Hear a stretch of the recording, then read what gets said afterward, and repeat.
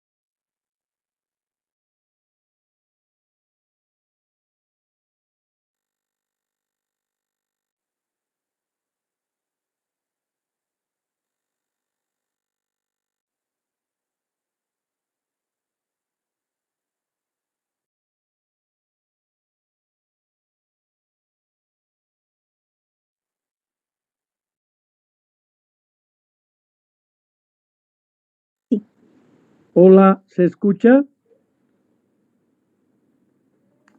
Sí, doctor. Sí, doctor. Sí, doctor. ¿Y se ve la imagen, anatomía del aparato genitourinario? No, No, se ve doctor. como evaluación Es de cosas. actual del proceso de enseñanza. Ahí Ahora está. sí. Bueno, No, ¿qué no. hora tienen? 17:58, doctor. Ya, en punto empezamos, así que no admitimos más a nadie. Otra vez como llegas a las 6 de la tarde. ¿No? ¿Qué eres?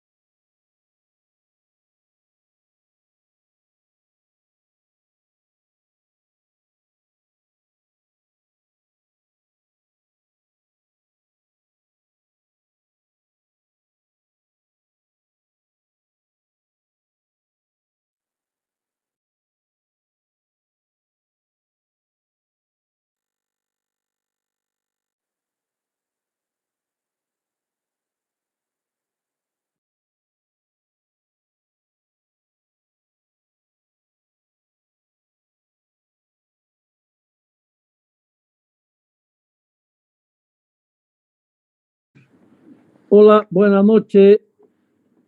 ¿Se escucha? Sí, doctor.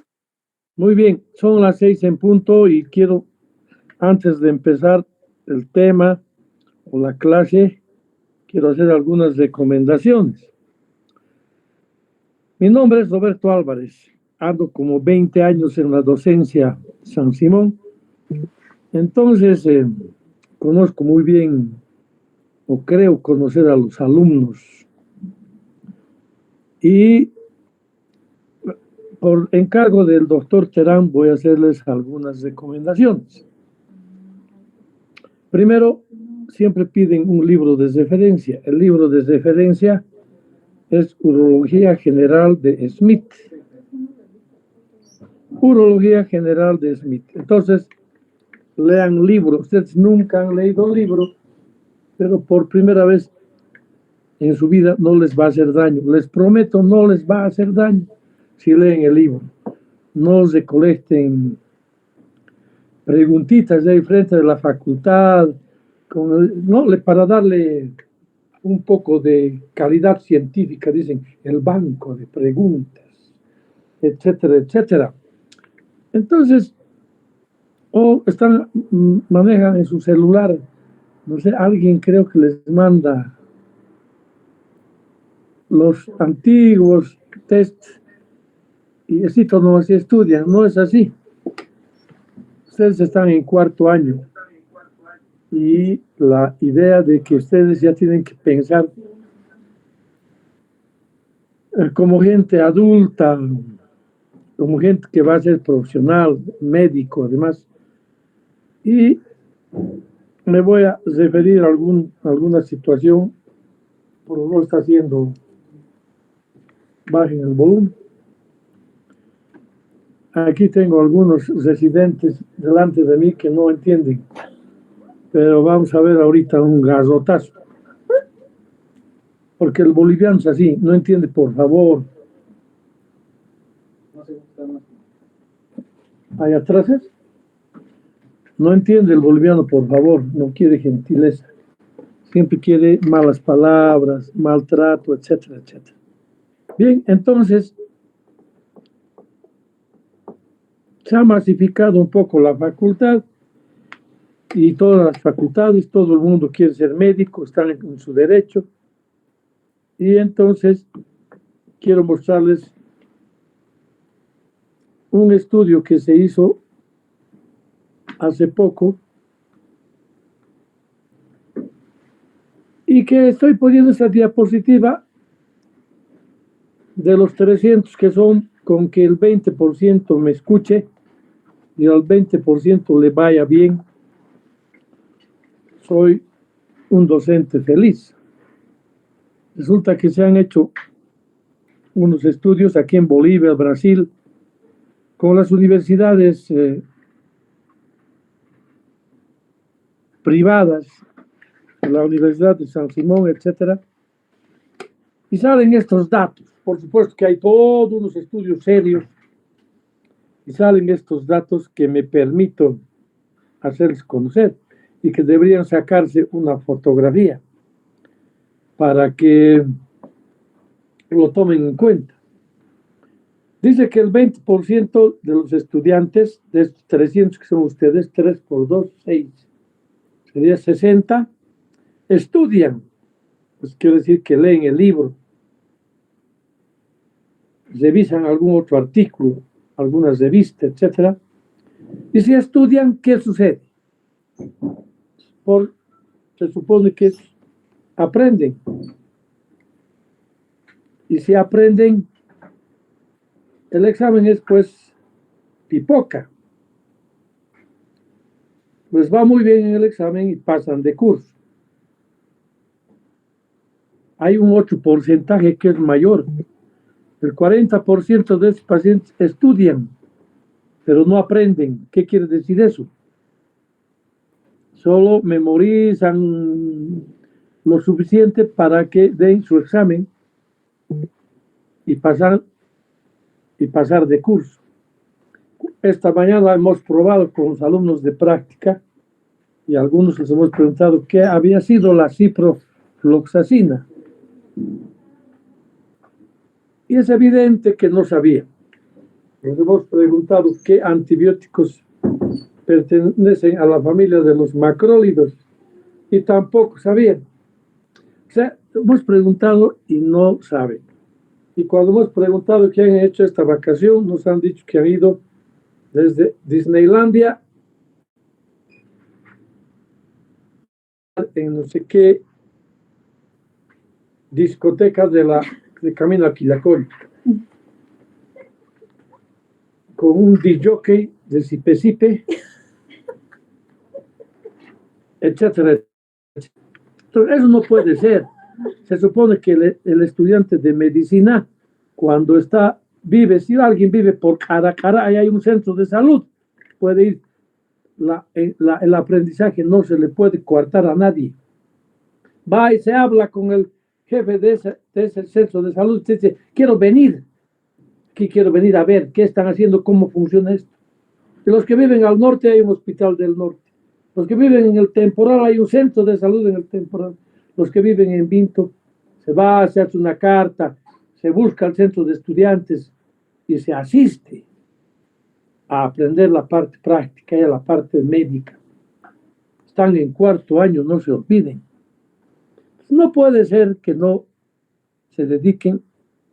El que quiere ser médico tiene que dedicarse 24 horas a la medicina. Tiene que soñarse con la medicina, repasar la anatomía, por ejemplo, los antibióticos, fisiología. ¿Por qué odian al Guyton? Quisiera que sus papás me estén escuchando para que se den cuenta que odian al Guyton. Puedo apostar que de los 300 que son, 10 deben tener el Guyton. ¿Los qué será? No saben. O ya lo han vendido.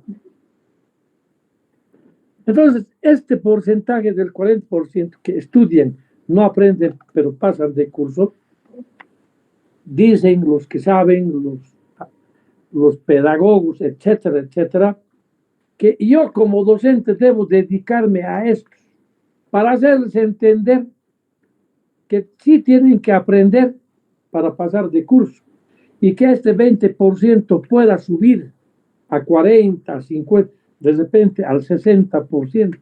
Esa vendría a ser mi función como docente. Espero que me estén escuchando y estén asimilando lo que digo. Y al final aquí hay un 40% que no estudian, no aprenden. No estudian, no aprenden, se sientan en el examen, pero pasan de curso. Y eso está demostrado desde hace años. Me siento al lado del que sabe, le tiro una chequeadita y algunas al azar, porque ahora no hay preguntas de complementación, no hay preguntas difíciles. O hay de que hagas una pregunta difícil.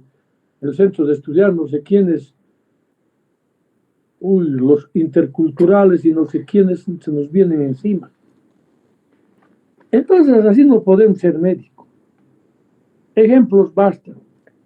En nuestro medio hay una forma de viveza criolla. El que va, cuando van de farra, los mangueros nunca pagan, pero son los que más chupan y comen, ¿no ves? Ese es un pendejo, dice.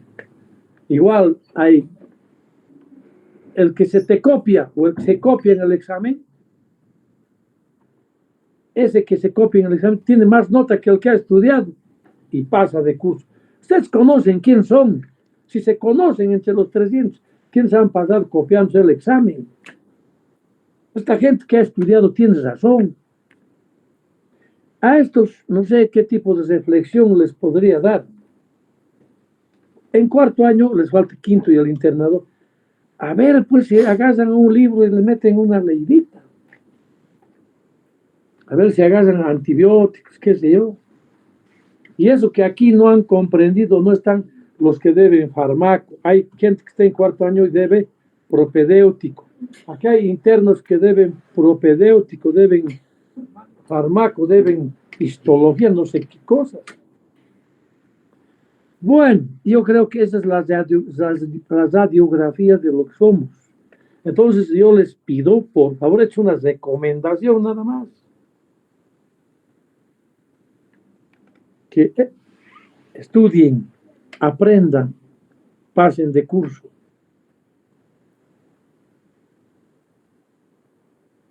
Aquí alguien me está diciendo que también diga que en el examen para la residencia médica resulta que los de San Simón no hay por aquí. Están de la UPAL, del Univalle, de la Unifrance, de la UTO, de la UMSA, están toditos, están De la UPEA. de la UPEA, están de toditos aquí. Y los de San Simón no. Entonces alguien de San Simón ha dicho que los de San Simón van a México, a Chile, a la Argentina, Y España. a la Luna y a De las Españas. Y a- las y a- Españas. y a Europa, ¿no? Está bien, está bien. Felicidades. Solo era para que un poco estén anoticiados de lo que sucede. Entonces nosotros tenemos la cosa muy clara. Esta recomendación es para todos ustedes. Vamos a pasar enseguida a ver lo que es la anatomía del aparato genitourinario.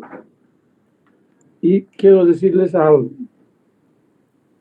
Si imaginan, yo tengo 45 minutos, ya me gasté 15 minutos en las recomendaciones tan bonitas que les he hecho.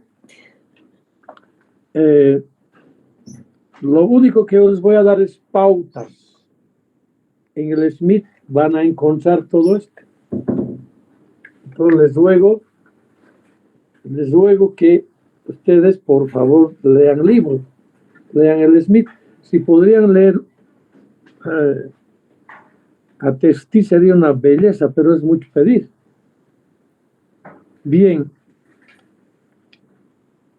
no creo terminar todo lo que es anatomía de las vías urinarias, etcétera, pero entonces voy a darles alguna pauta. Por ejemplo, ¿cuál es la ubicación topográfica del riñón? Si ustedes se fijan, está perfectamente en el lugar preciso.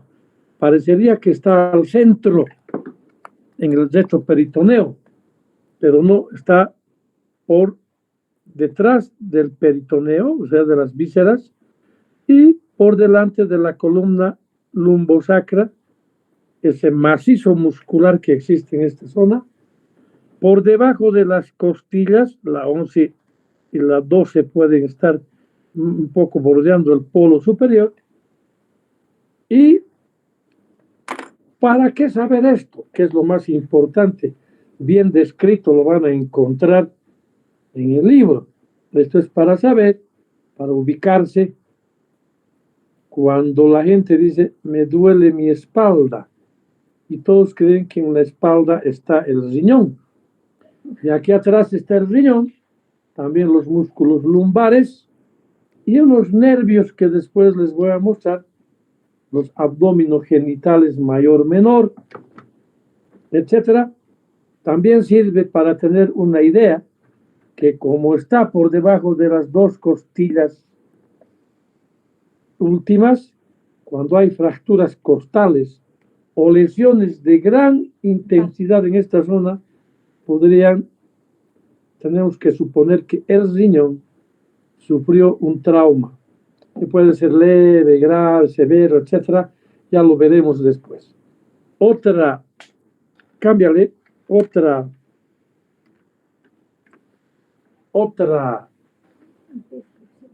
diapositiva interesante es esta. Fíjense cómo el riñón está protegido por los músculos lumbares. Aquí se ve, está cortado, pero aquí hay un músculo interesante que es el músculo psoas. ¿Cuál es la utilidad del músculo psoas?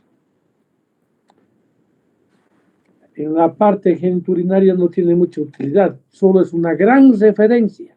Tiene que ver con la flexión, extensión, quiere decir ponerse de cuclillas, etcétera, en la parte de movimientos musculares.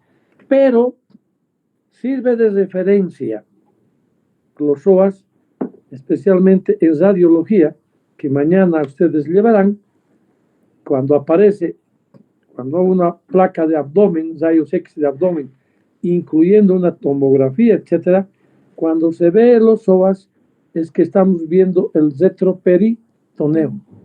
Y una de sus relaciones importantes de la cara posterior del riñón es con el psoas. Y ustedes pueden ver ese par de nervios que hace un momento les nombré, el abdominogenital mayor y menor, que pasan por detrás del riñón y se extienden hacia el abdomen y hacia el genital. Para darles un ejemplo, cuando hay un problema en el riñón, un cálculo urinario, un absceso, una lesión importante, a veces el paciente dice que el dolor se irradia de la zona lumbar hacia los genitales. Y esto es bien útil especialmente en pacientes que tienen dolores cólicos por cálculos renales. ¿Qué más podemos ver aquí?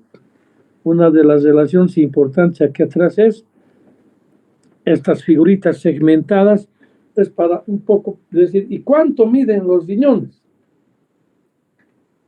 No van a encontrar en el libro 12 por 6 por 3, es sencillo. ¿Qué necesidad tenemos de saber eso? Porque no faltan algunos que dicen, ¿para qué yo tengo que saber estas cosas si el ecografista me va a mandar todo digerido? Pero te puede mandar mal también, porque hay ecografistas que no saben las dimensiones o no te mandan las dimensiones. Entonces debemos saber eso. Si ustedes saben cuánto pesa un riñón, mejor todavía. ¿Cuánto pesa, oye, quimio el riñón?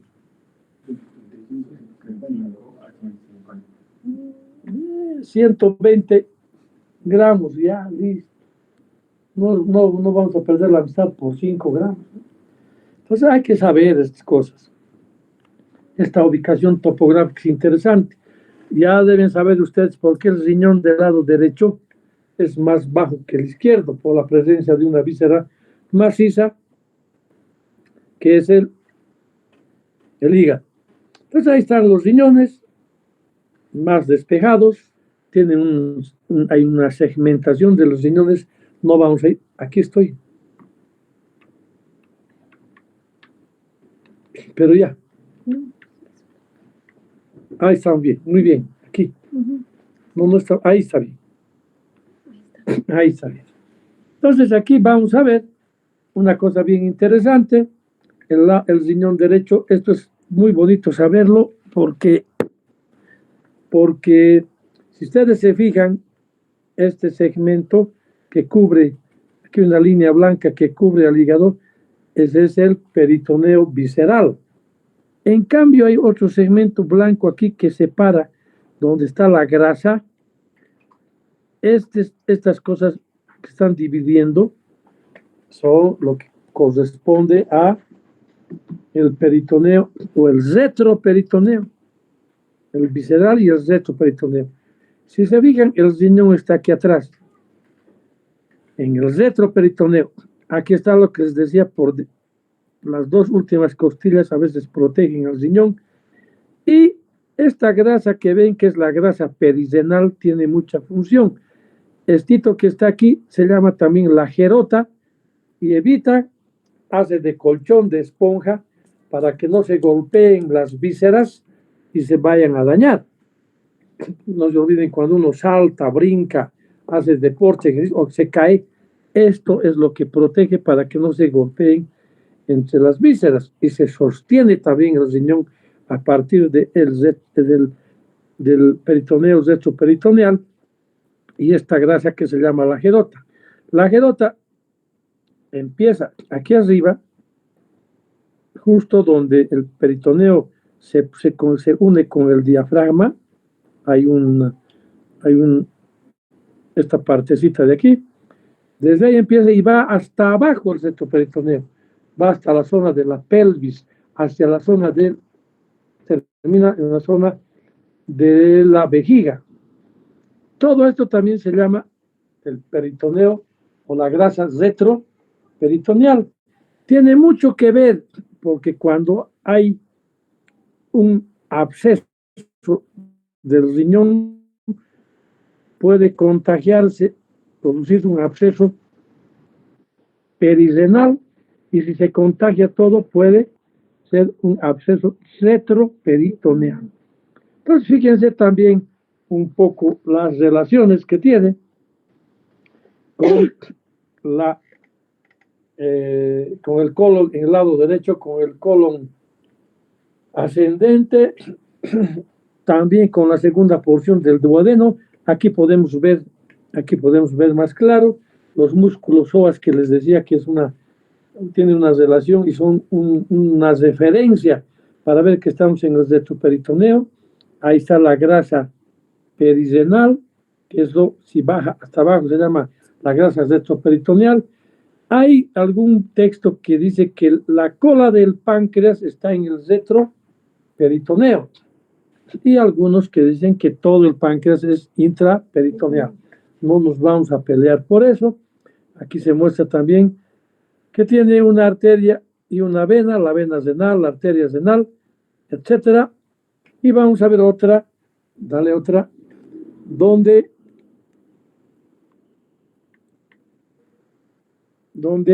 podemos ver más claramente cómo es el tema de la arteria y de la vena.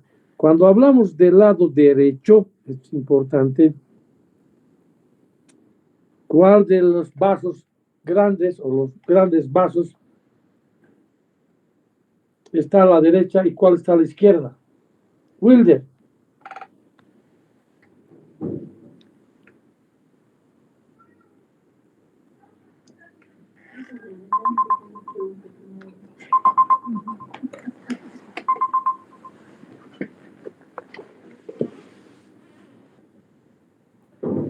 Estoy en clases. ¿Cómo soy? Bueno, si veo de la parte anterior del paciente, si está de cúbito dorsal el paciente, a qué lado estará la cava y a qué lado estará la aorta. ¿Cómo soy? Estoy yo echado. ¿A qué lado está la cava? A la derecha. Y a la izquierda está la aorta. Y si estás de cúbito ventral, ¿cambia la cava y cambia la aorta? No cambia. Sigue a la derecha la cava y sigue al lado izquierdo la aorta. Entonces, estos detalles tenemos que saber.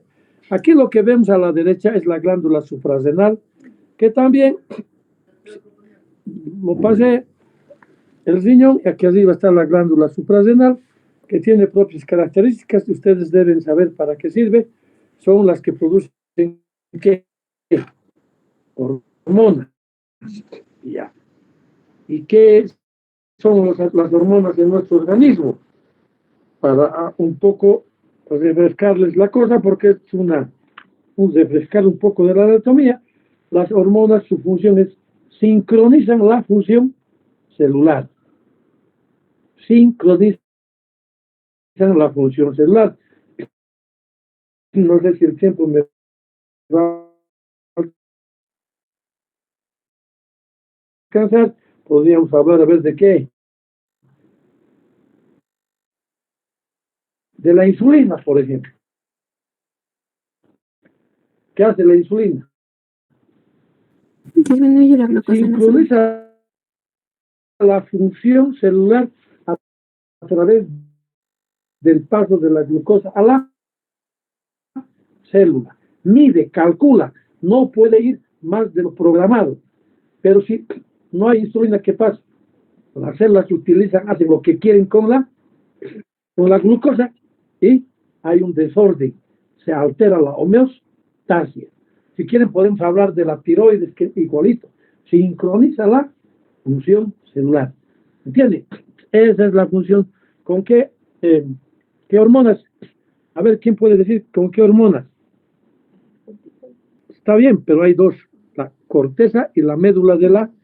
¿Quiénes producen los corticoides y qué producen los corticoides? ¿La corteza o la médula, etcétera, etcétera? Que también deben de pasar. Vamos a otra.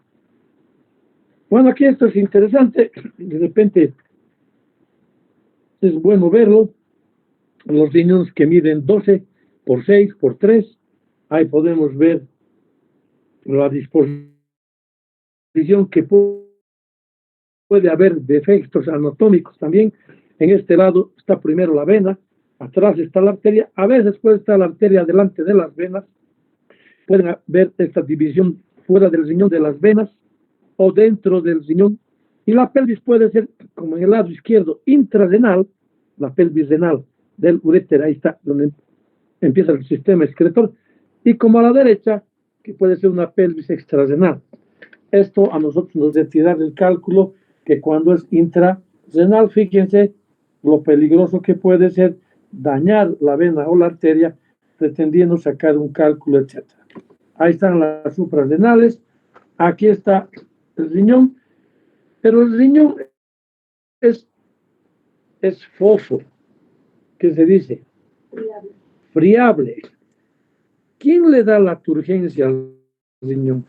Esta cápsula renal, que es como un papel celofán, como un plástico que maneja, le da la turgencia. El cirujano, el urólogo debe conocerlo bien, y ustedes también, que cuando se daña la cápsula renal, a veces puede decapsularse parcialmente, completamente por algún accidente. Entonces el riñón tiende a dañarse, tiende a ir a una falla renal. Otra, por favor. Esta a mí me gusta. Si alguien siente pasión por esto, ese va a ser buen médico. Es un preparado en cadáver. Miren qué interesante. No falla. Aquí está la cava, la vena renal del lado derecho. Aquí está la pelvis, el uréter, la arteria que se va montando por encima de la vena. Aquí a un costado por aquí está. De aquí está, es la aorta. Fíjense, también podemos demostrar que el riñón derecho, la vena renal derecha es más corta que la vena renal izquierda, porque tiene que pasar lo que es la aorta, ¿no? Y invertido, la arteria renal derecha es más larga que la del lado izquierdo. Son detalles que debemos ver. Tal vez este detallito más. Esta es la vena espermática derecha, que viene directamente en Y. Aquí está la Y invertida y vacía su drenaje sanguíneo a la cava en Y. En cambio, en el otro lado, en el lado izquierdo, es en T. Esto recuérdenlo para cuando hablemos de varicocele. Vamos otra. Bueno, esto es un poco para que vean que se ha hecho esto también en cadáver para ver la disposición de los cálices superiores, medios e inferiores, que se pueden dividir hasta llegar a las puntas, que son los cálices menores y donde terminan en unas copitas de champán invertidas o depende de dónde están, y que tienen unas puntitas que se llaman los fornix, que a veces, como una patología, como es la tuberculosis, puede borrarse los fornix y que eso nos da idea de que pueda tratarse, por ejemplo, de una patología tuberculosa. Otra. Bueno, estos son esquemas más o menos de lo mismo que demuestran las relaciones de los riñones con la segunda porción del duodeno, etcétera, el ángulo cólico, cómo está aquí el páncreas, en fin, y esto debe saberlo bien el urólogo, el cirujano, para tener en cuenta y no dañar estos órganos vecinos que después nos pueden traer a problemas más serios. Vamos. Esto es la irrigación, ustedes ya saben, me voy a apurar un poquito. Tiene una arteria renal que puede dividirse antes de entrar al riñón o dentro del riñón, en que se pone una polar superior, media, inferior y posterior. A veces puede haber una polar supernumeraria, puede haber una arteria segmentaria, etcétera, pero en general lo que debemos saber es esto. Vamos otra. Entonces, para fines quirúrgicos y precisar tipo de lesiones, alguna vez hay que embolizar en casos de trauma. Entonces tenemos nosotros idea exacta de dónde están las arterias y cómo podemos tener esa idea exacta. ¿Haciendo qué? Haciendo angiografía. Entonces podemos ubicarnos si ha habido trauma o ha habido un trombo. Aquí también hay trombos dentro del riñón.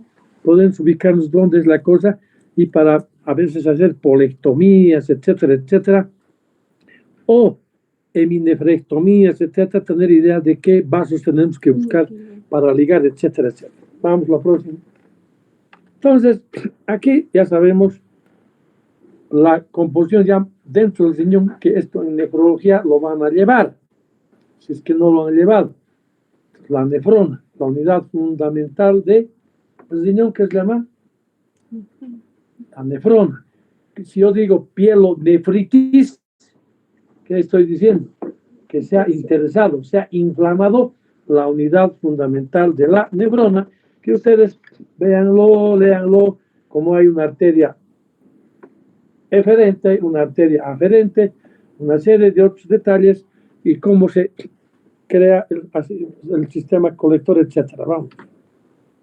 Lo mismo el sistema venoso, cómo es el retorno del sistema venoso, cómo de dónde a dónde va, hay que saberlo, retornan hacia la cava. ¿Para qué saber un poco el retorno venoso? Y los linfáticos, especialmente en temas de cáncer de riñón, para ver por qué vías, dónde van las metástasis locales y a distancia. Vamos otra. Esto es lo que decía, aquí están los ganglios. Es interesante saber, cuando uno hace una nefrectomía por un tumor maligno, es bueno retirar la mayor parte de estos ganglios linfáticos, lo que se llama linfadenectomía, que puede tener, siempre hay gente que dice que no hay que hacerlo, gente que hay que hacerlo, que eso puede traer problemas, y en fin, más bien manipular esto, podría uno mandar metástasis. Pero esas discusiones ya lo haremos en otras oportunidades, etcétera, etcétera. Vamos. Otra vez, aquí está un glomérulo, el túbulo contorneado distal, etcétera, y que todos vienen al sistema excretor. De repente una pregunta sería, ¿y cuál es la función del riñón? Tiene varias funciones. Maneja el equilibrio ácido-base. 2, el sistema, la presión arterial por el sistema renina-angiotensina. 3, ¿qué es? Elimina el riñón toda la basura que se produce en el organismo. Todos los días las células producen, ¿qué producen? Células muertas, desechos celulares, un montón. ¿Y eso por dónde va? Vía linfático llega a las venas, y de las venas llega, por la vena van al riñón, y en el riñón se filtra toda la basura que hay. Entonces el riñón elimina eso. Por eso un examen general de orina es importante que lo sepan, porque a través de la basura que eliminan los riñones podemos encontrar la punta del olvillo de alguna patología que puede estar sucediendo en el riñón o en otra parte que no sea el riñón. ¿Qué otra hemos dicho? ¿Qué otra cosa más? Control de la presión. Claro, la eritropoyetina es importante porque tiene que ver con la nacimiento, formación, producción a través de la médula ósea de los glóbulos rojos y otros más. Entonces, y tiene más ítems el riñón que hay que estudiarlo de a poco. Hay un síndrome hepatorrenal, sería bueno que los repasen. ¿Por qué razón? ¿Qué tiene que haber esto? Debido a qué producción se sucede esto. Hay un síndrome cardiorrenal y en fin, este tipo de síndromes donde vamos a ir repasando una serie de funciones fisiológicas que tienen que ver con la función del riñón. Vamos a otra. Bueno, esto de aquí, léanlo en el libro, no voy a pasar, voy a irme más para mostrarles esto que les mostré, esto que a veces es importante saber, porque cuando vemos una urografía excretora u otro tipo de exámenes, este es un cáliz menor, esto es lo que los cálices menores y estas puntas son las que se llaman los fornix. A veces cuando está amputado esto no es normal. Entonces los radiólogos saben esto y nos mandan. Y aquí, si para saber dónde está el cáliz superior, puede estar aquí, a ver, unos cálculos, aquí en el centro del grupo calicial, en el cáliz medio, en el cáliz inferior.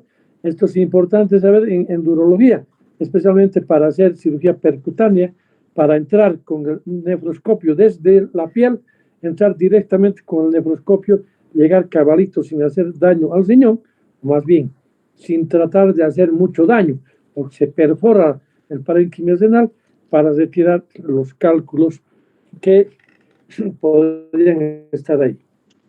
Cuando termina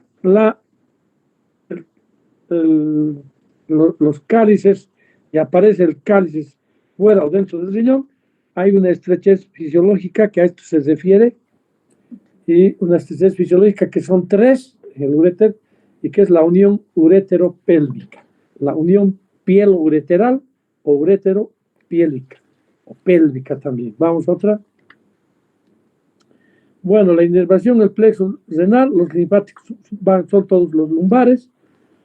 Aquí estamos, vamos a hablar un poco de los uréteres. Los uréteres tienen más o menos una medida entre 25 y 30 centímetros. Claro que dependerá del tamaño del enfermo. Si un tipo tiene 2 metros, va a ser más grande el uréter. Y si en cambio es chaparrito de unos 50, como estoy viendo por aquí alguno, entonces el uréter puede tener 20 centímetros, menos, 18, etc. Dependerá. ¿Qué pasa con el uréter? ¿Dónde está ubicado? Ahí siempre hay una pregunta. ¿Qué parte del uréter es intraperitoneal y qué parte es extraperitoneal? Y la respuesta es: todo es extraperitoneal. Está en el retroperitoneo. Tiene 3 estrecheces fisiológicas. Una, la unión urétero-piélica, que hace rato dije, el enchexamiento con los vasos ilíacos, y otro, la parte intramural, la que entra dentro de la vejiga. Eso es bueno saber, porque como son estrechamientos fisiológicos, esos son los lugares donde se trancan los cálculos ureterales. Bueno, ¿qué más debemos saber de los uréteres? Que cruzan en general, así como cruzan los vasos ilíacos. En las mujeres hay que tener mucho cuidado porque cruzan la arteria uterina. Cruzan los McEnroe, que van a ver cuando revisen el libro. y que muchas veces por accidente pueden ligar el uréter cuando hay cirugía de emergencia ginecológica, cuando van a hacer una histerectomía de emergencia, a veces sin darse cuenta pueden por la urgencia clampar el uréter y lesionar el uréter. Entonces hay algunos detalles más. ¿Cuál es la función del uréter? Llevar el orín que se produce en el riñón hacia un reservorio que se llama vejiga. Y el uréter, cuando termina su llegada a la vejiga, se llaman, ¿qué cosa? Meatos ureterales, que tienen unas válvulas, las válvulas de Valdeyer, que evitan el reflujo. ¿Qué es el reflujo? La vuelta del orín de la vejiga hacia el riñón. Es patológico. Especialmente está señalado como un problema, el primer problema congénito en niños o en recién nacidos, que eso es lo que hay que descartar. Bueno, pasemos a la vejiga. Que ahí están los estretamientos fisiológicos del uréter. Ustedes pueden fijarse, tiene 2 milímetros. De repente aquí no me preguntan y nosotros preguntamos siempre, ¿cuál es el diámetro del uréter? Normalmente los uréteres tienen 6 milímetros de diámetro. Alguien dirá, pero hay cálculos de 2 centímetros, o sea, de 20 milímetros. Sí, el uréter tiene la capacidad de dilatarse, de abrirse, de ensancharse cuando hay un hidrouréter, por ejemplo. Entonces, puede dilatarse, pueden caber. Es más, actualmente con el tema de la endurología, ya vamos a ver después, hay dilatadores de uréter para que pase un ureteroscopio. Otra, ahí está el uréter en sus diversas, más claro, menos claro, etcétera, etcétera.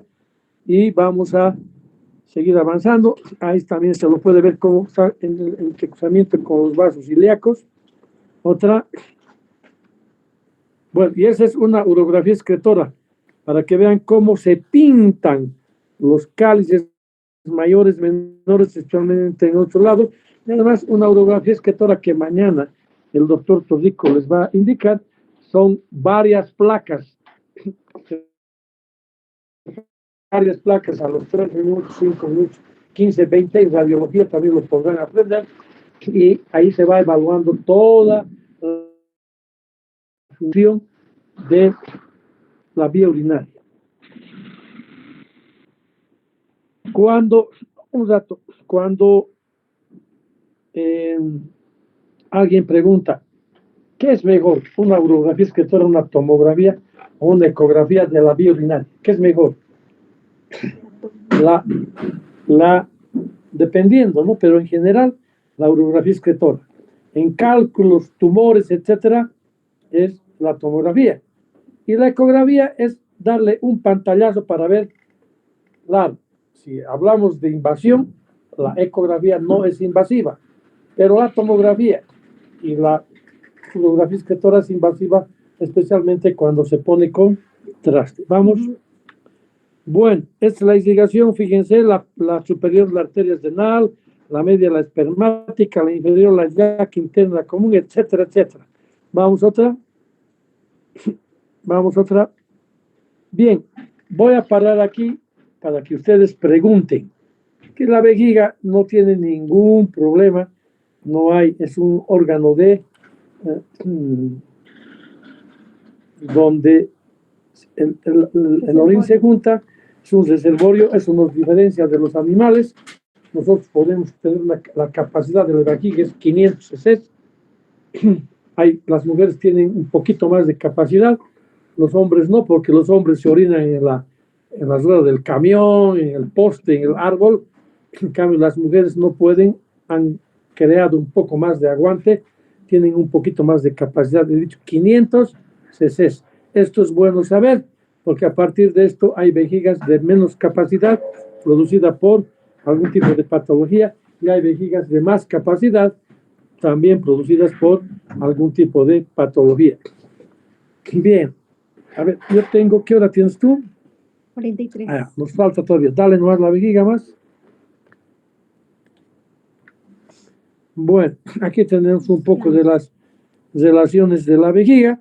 La, la, la vejiga tiene irrigación por las vesicales, que son superior, medio e inferior.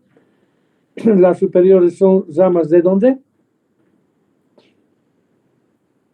Las medias son ramas de la hipogástrica. ¿Qué es también la hipogástrica?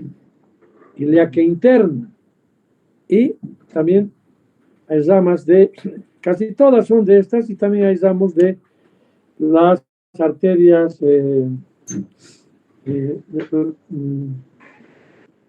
las arterias del recto.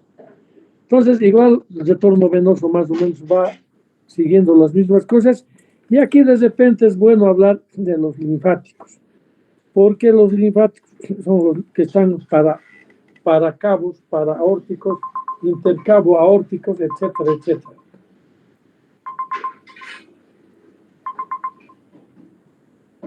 Entonces, ¿por qué es bueno, interesante saber el tema este de los ganglios de porque actualmente, ¿qué es mejor? ¿Tener un cáncer de vejiga o un cáncer de próstata? Es una pregunta.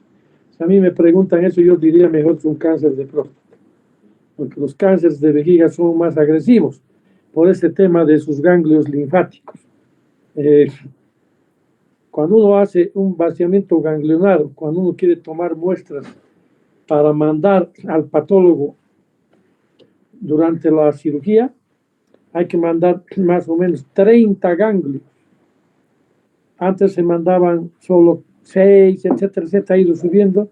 Actualmente hay que mandar muchos ganglios para ver si no se está diseminando el tema este del cáncer de vejiga. Detalles que digamos a ustedes como tal en cuarto año no tiene mucha significación, pero es bueno que lo sepan para que algún rato puedan satisfacer las preguntas de alguien. Vamos. Bueno, por el tema de la hora, etcétera, voy a cederles la palabra a ustedes. A ver, por favor. Después de esto tienen una clase, ¿no? A las 6 es la clase. Os digo, a las 7 es la clase. ¿Qué clase tienen? Medicina interna, doctor. Ya, entonces, pregunten lo que quieran. Doctor, mencionó la gerota como la grasa prerenal o perirenal que Se podía llama ser. también gerota a la grasa perirenal. Perfecto.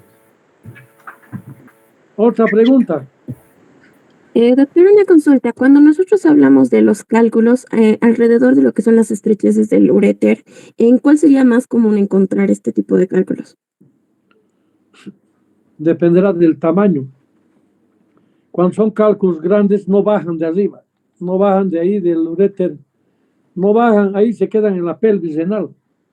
Los cálculos, he dicho que tiene 6 milímetros, puede abrirse más. Hay gente que bota como huevo de codorniz, no necesita cirugía. El uréter se distiende, tiene peristaltismo el uréter. Entonces, cuando se siente con un cuerpo extraño, se mueve más y puede eliminar. Y hay gente con un cálculo de 5 milímetros, miren, he dicho que tiene un diámetro de 6 milímetros en general, con un cálculo de 5 milímetros, llora. Entonces dependerá. Pero es bueno, cuando tú sacas una radiografía, vas a buscarte, tienes idea dónde están y vas a encontrarlos por ahí. Porque no te olvides que no va a salir el cálculo así limpiecito. A veces hay que preparar al paciente poniéndole enemas, en fin. Los cálculos de ahí arriba, a veces del riñón de ahí, por ahí, a veces pueden confundirse con cálculos de la vesícula biliar en el lado derecho. Y entonces, ¿cómo haces para saber si es de la vesícula biliar o del riñón? ¿Quién sabe? En Santa Cruz les dirían opa, pues opa. Le pones una lateral. Y además tienen unas características los cálculos de la vesícula. Parecen platos. Entonces, esa es la historia. Otra pregunta.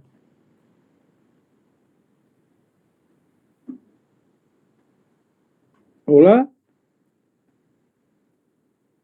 Doctor, en caso de que los cálculos se llegasen a fusionar con el ureter, ¿cuál es la mejor conducta que podríamos tomar? Tal vez se puede encarnar en el uréter.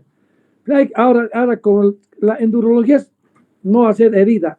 Pones un lente, un ureteroscopio, lo ubicas. Entonces hay un canastillo. Ese canastillo es para que no se mueva el cálculo. Y agarras. Puede ser el láser, puede ser el neumático o el hidro con aire. Ese es el neumático. Y el otro es hay uno más que machucan al cálculo. Tac, tac, tac, tac, tac. Lo destruyen. Y listo. Con el canastillo se baja ahí. Y dependerá, tú tienes que tener la idea que tanto lo has inflamado al cálculo, digo al uréter, que tanto lo has inflamado al uréter, que puede obstruir. Y para que no obstruya, le dejes un catéter doble J, que mañana pasado vamos a hablar que es un catéter doble J. Bueno, para que puedan asistir a su otra clase, etcétera, vayan al baño, en fin. Muchas gracias por su atención. Por favor, seamos cumplidos con la hora. Ya les avisaremos a tiempo. Mañana va a dar el doctor Torrico, pasado doy yo, después del doctor Lara, etcétera, etcétera. Muchas gracias y hasta mañana.